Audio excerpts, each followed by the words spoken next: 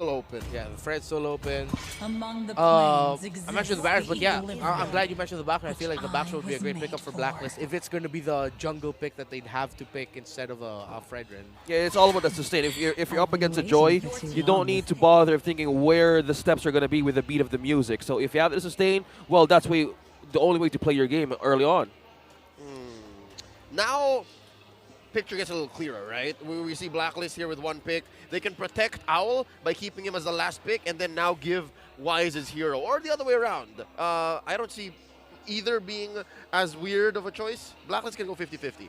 Oh yeah, still for this second phase. So let's see how they do it because now will they reveal their jungler? The arts. No, it's still a marksman, Yeah. and it's 4 Owl for Yes, Brody. As I mentioned, it is going to be the Brody. It's just, whoa! For the second time this season only, the Selena shows up, and it's a classic Selena Cho focus. And okay, it wasn't the Fredrin, it's the Barretts that was picked up here by Wise. And yeah, they picked that up because, he's up against a Selena Cho. So does this skew our Fredrin stats? Does it put it down to like 97, 98% Fredrin attendance? He's climbing. Yeah. Or, no, he's declining. He's declining. Because earlier, It was 99. It was around 95. Oh, for reals? It teeters around 95, 96. So I think it's just stuck there now. maybe even hitting 94 now. Yeah. He's nowhere to be found. Up or down, Yeah, depends. not bad, not picked at all. It's odd. He's busy treasure hunting. All right, it's the fact that the Cho was picked by Nxpe is what made this Barats all Yeah. the more money. Okay, Yeah. you have the secure pickoff, and also they have the Selena. Something tells you from game number 1, they want to do it again. The map coverage will still be beneficial with a Selena present, but we still don't get a win rate from this hero. What I'm thinking about right now is it's like Nxpe Evos drafted those Selena and Chos. One of the reasons is to yeah, go ahead. You're not going to be able to pick that Fredrin.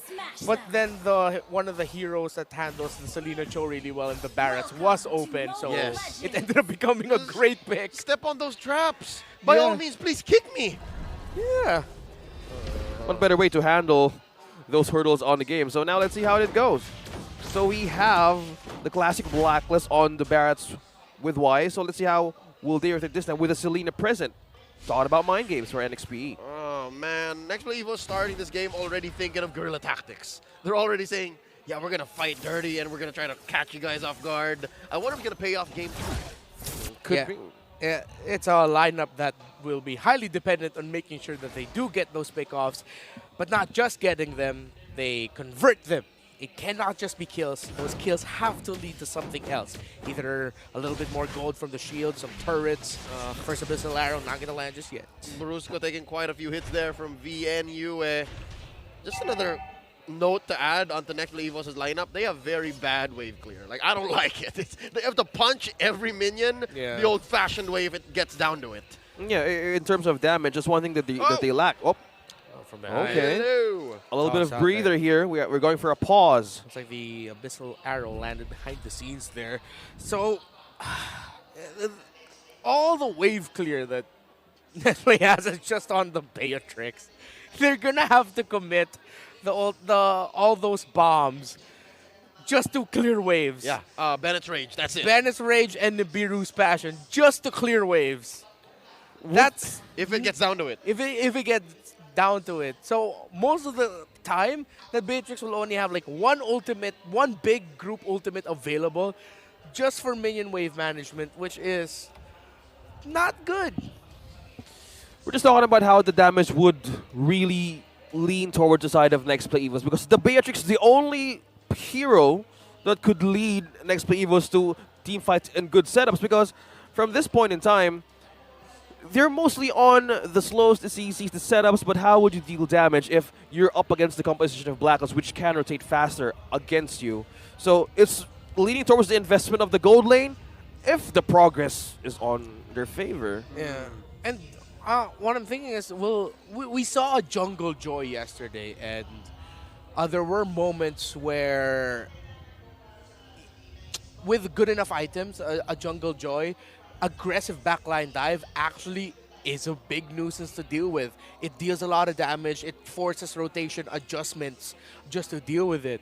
But because of how compact Blacklist is known to play, and with the good amount of controllability, stuns, terrifies on the side of Blacklist, it sounds like a tough time for a Joy to even try and dive Blacklist at any given moment. It's like it will have to be a late entry by Boyet just to be effective with his dive in with electrifying beats. You know, Blacklist has the strong barricade of defense with all of this heroes present in the code. Let's see how Nxpe gets their hands on the items first with their way up to land on the arrow. And Goyong putting a few hits on Oh My Venus. It's a Lolita, and it's built pretty well early on. Nxpe decides to not engage. US still not hitting level 4. Here comes a turtle. Pickoffs. Watch out for the Selena. Watch out for the Cho. Them getting that is the condition right now for Nxpe Evos for the first 8 minutes of the game. If they can land good ones, keep this game close, control the tempo. If they can't set it, at least keep it close. Then they should be in good hands. Yeah, Easier said than done, though. Control the tempo and boils down to execution for the Neon Tigers to strike. Because in the table right now, it's the third seed for Blacklist International to even seal. It's all about sealing the deal for this game. And if they make their wonders correct with these heroes, as you guys mentioned, for the pickups and isolations, that would really work well. Because in terms of damage, they would rely on Owl and Edward as well. Even Yue on a mystery shop. So it's one way of combining those team fighting capabilities as they went on for mid-game. So let's see how they goes in the first turtle of this one. All right, good news, bad news. Blacklist International actually ahead by XP across their lineup.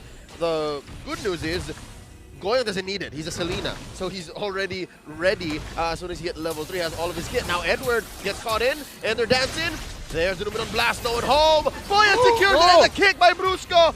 Blacklist International forced back. Edward, like a final blow as a defense mechanism to escape. Nxpe Evos winning that by just a hair. Okay, good micro decisions there by the individual players of Nxpe Evos. Again, Boyd was showing up, but he used the electrifying beats as a post-turtle counter punish with the shield from the turtle. He was a little bit more confident to dive onto Blacklist, able to send them back a little bit. And now good rotation up top here. We've seen the setup from Oh My Venus earlier landing the Numenon Blast ahead by a second, and that gave way for Boyetiar to use it. For as well as they want to do a retry battle, it's somewhat distracting on who you want to go first, because how do you catch someone if you used all your CZs up against Boyetiar from those retribution takes? So there's one aspect of this lineup that Blacklist has to deal with. They're overloaded with decisions, given the velocity at which Nxpe was going at. Now Goyong catches with the arrow, and Doming DR gets the kill shot in. So the condition that we set for Nxpe Evos and that they set for themselves, they're doing it. Can Boyd steal away the purple? He does not. But there, pickoffs. They have great single target ones, and that was a beauty that Goyong and Domeng worked together in committing. 3 up top for Nxpe Evos. Will Oh My Venus get punished? Oh, Brusco catches him from behind, kicks the queen right into the face of Doming DR. Another kill shot, point blank, taking out Oh My Venus. Doming DR winning his lane. It's all about investment onto this Beatrix, working onto their early game. Let's see how they unfold the wonders of Doming DR in terms of dealing damage against Blacklist. So that's one thing. They could capitalize on out-of-position players in getting that vision. Since the lead is that tanky, they could go ahead and make use of Goyong's power spikes right now. Yeah. Nxpe Evos. I won't be surprised if they'll actually be able to strongly contest the second turtle here. See who's going to be able to get it. Owl put out about half health. Here comes Boyet and a Numenon Blast. Quickly making work of that turtle. Yue very low. In. Yue taken out. And there's a kick. Down goes Wise. Doming gets another kill. It's 2 kills so far for Doming Nation. A flicker by Goyong. And the torn apart memory fails to take him down. Next play walks away unscathed. They're still stuck here though. Owl forced to use the flicker already. And their Nxpe Evos, they know their assignments, who to go for. The Numenon Blast could have been big for a Blacklist, but Ding actually canceled it. And so it wasn't utilized, and Boyet still on point with the retributions. First turret down up top. Domeng, great in lane. Boyet trying to disrupt. Everything's going to plan for Nxpe Evos. Okay, surprisingly, you're questioning how this composition will work. Well, making use of the power spikes. No more hesitations. No messy plays for Nxpe this time. We were trying to have the story. Oh! What? Off-cam kill. Boyet The damage on this Joy already. I can't even explain what happened, but yeah, the fruit of his labor is paying off. Edward didn't expect that. Oh, I did too. He just showed up and just killed someone. Yeah, Proof is man. in the pudding, man. It's a dead Benedetta we're looking at. Oh, no. Boyet winning those retribution battles for the first 2 turtles of the game really helps set up Nxpe here. But it's the mid laners shining. Goyong, Brusco, and Boyet together. A menace for Blacklist International.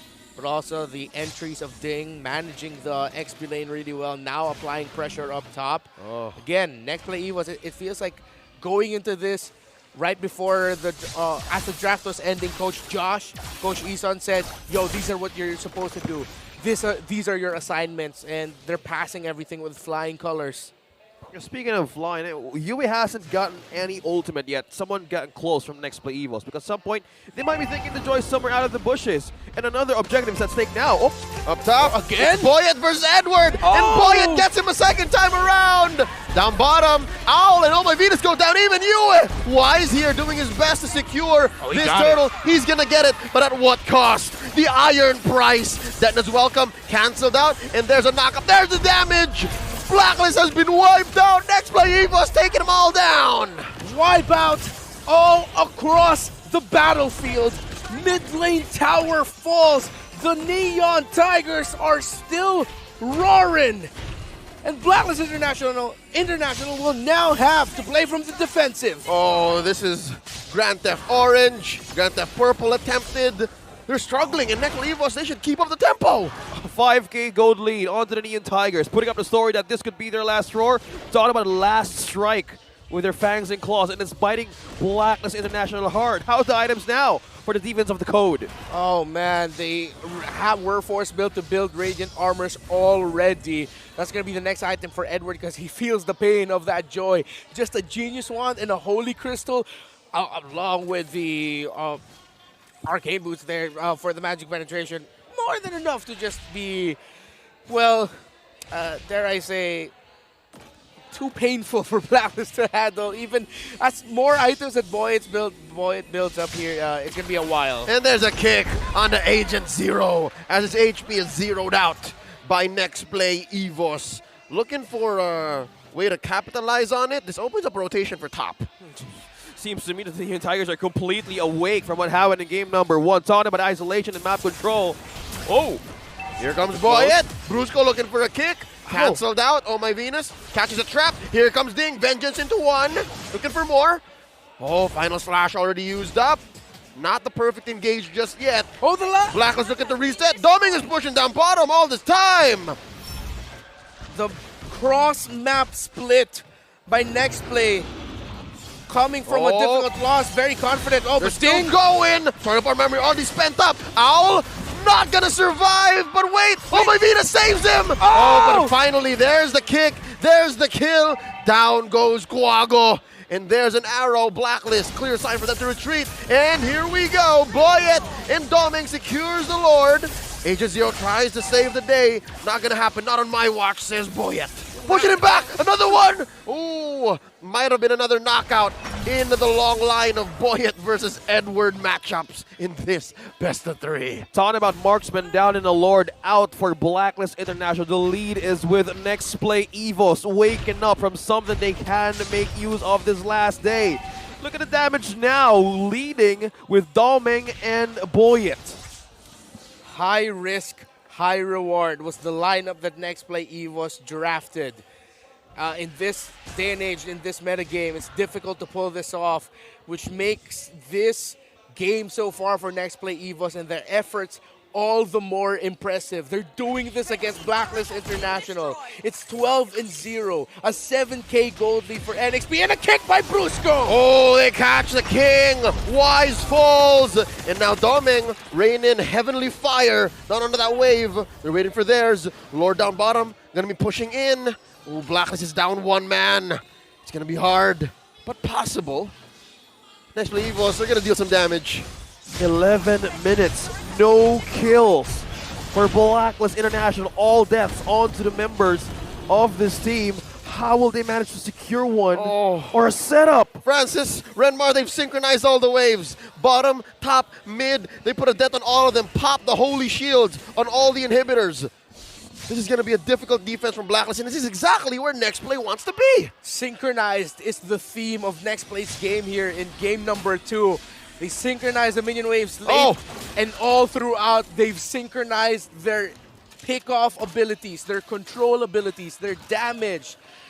It's like we're seeing a group talent show dance, and Nxpe are dancing it incredibly well.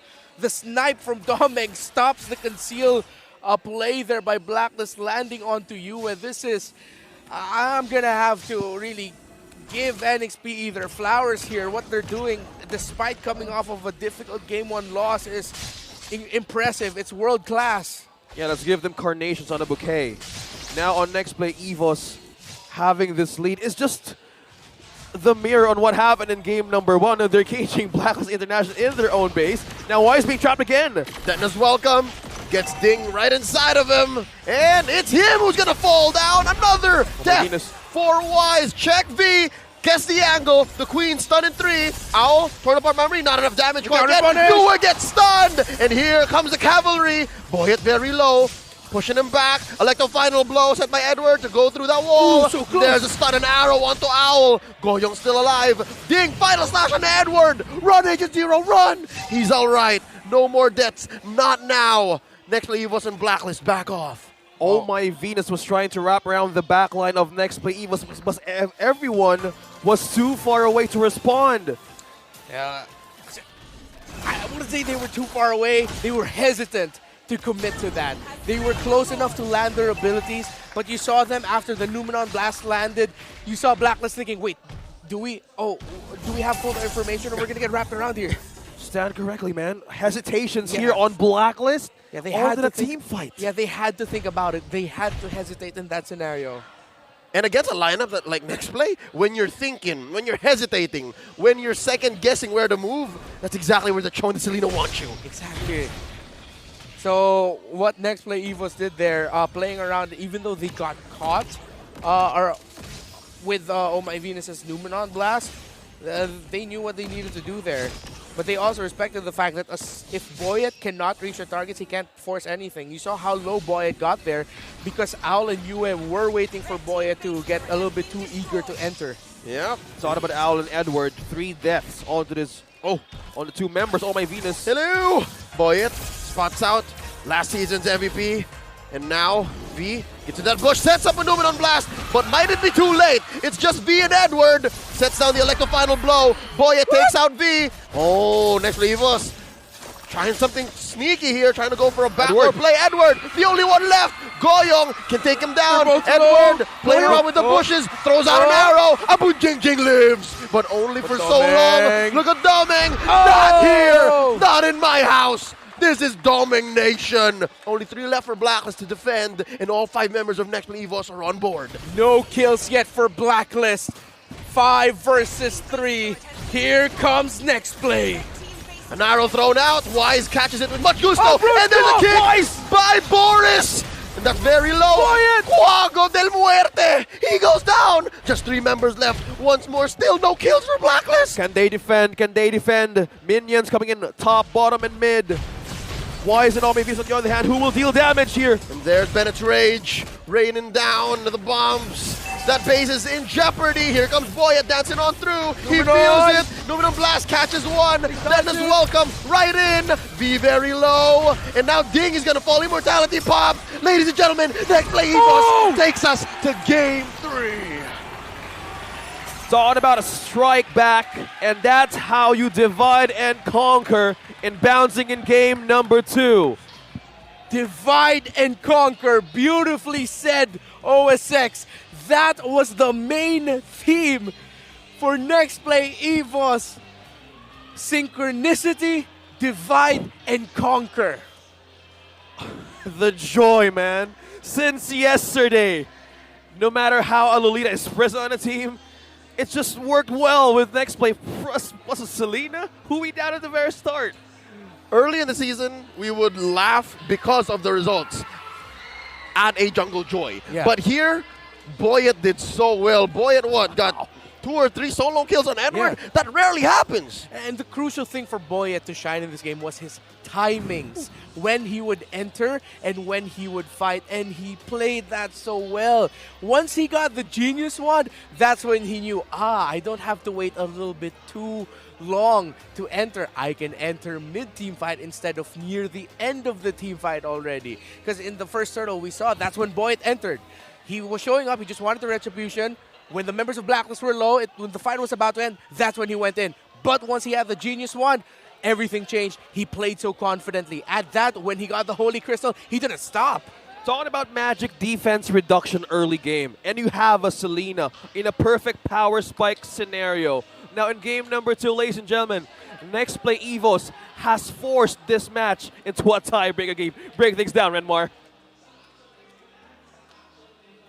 Okay, we talked about Boyet, but we have to give all the credit and the love to Goyong and Brusco making this lineup work. We second-guessed it. We doubted it because of how high risk it is. You know how hard it is now to pull off a pick-off heavy lineup such as a Selena plus a Cho in this current metagame, in this day and age in MPL Philippines? Nxpe Evos made it look easy in that game. It wasn't the perfect game that they were looking for. Eventually, right there at the end, Brusco got picked off. But even though they gave up 1 kill, that was the perfect game by Nxpe Evos. How they played that. Brusco and Goyong setting the tempo. Trap placements by Goyong to help get information. Crucial slows at the right moments. Landing those abyssal arrows. Knowing that they should, that they can and should pressure out in the gold lane as the Brody to force reactions there, because once Boyd got the Genius Wand plus Holy Crystal, he was the one on Edward duty. Speaking of, before Boyd got his items and got that power spike he was looking for, we have to give credits to Ding as well for controlling Edward in lane and for opening up the map when Nxpe Evos were feeling confident rotating as 4. Pick off focused lineup up against a Lolita, a Barats, and a Valentina. Nxpe Evos here. What they did here, if for content creators out there looking to analyze games, they have to dissect this and give Nxpe Evos their flowers, because what Blacklist International drafted, if Nxpe Evos were not landing their pickoffs, were not playing synchronized, it would easily stomp through the lineup of Nxpe.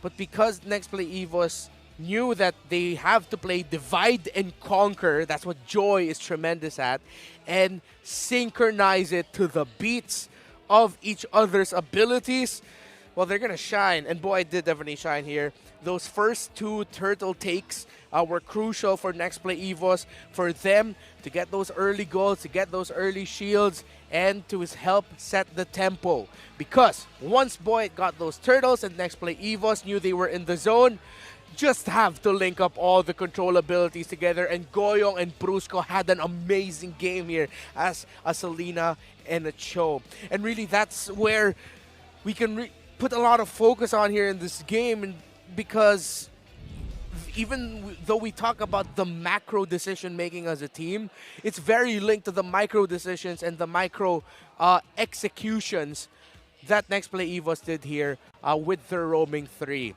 You saw that because of how fast the Joy was able to scale up, Blacklist were forced to build up the Radiant Armors early on, but having 2 major sources of magic damage on your opponent's side, even though it would reduce the damage of the Joy and the Selena somewhat. Well, I mean, the burst damage coming out of the Selena, the follow-ups coming in from the Joy and the rest of Nxpe Evos, it feels like it wouldn't be, the magic reduction wouldn't be felt up until Blacklist would be building their second and maybe even potentially third magic items, if it's most likely to be an Athena shield, but which at that point, they didn't have enough physical defense, physical damage reduction for Ding and for Domeng. Because you have a lineup that has a potential to ramp up quickly, ramp up and scale up quickly on the side of Nxpe Evos, and they got to check that condition, that means they were chasing the items, Blacklist International, their defense items. At the same time, they were thinking, when are we also going to be building our damage items? Because we also need damage. Even though they didn't need it that much, the lineup Nxpe EVOS isn't built for tankiness and sustain in thought. It's built for damage.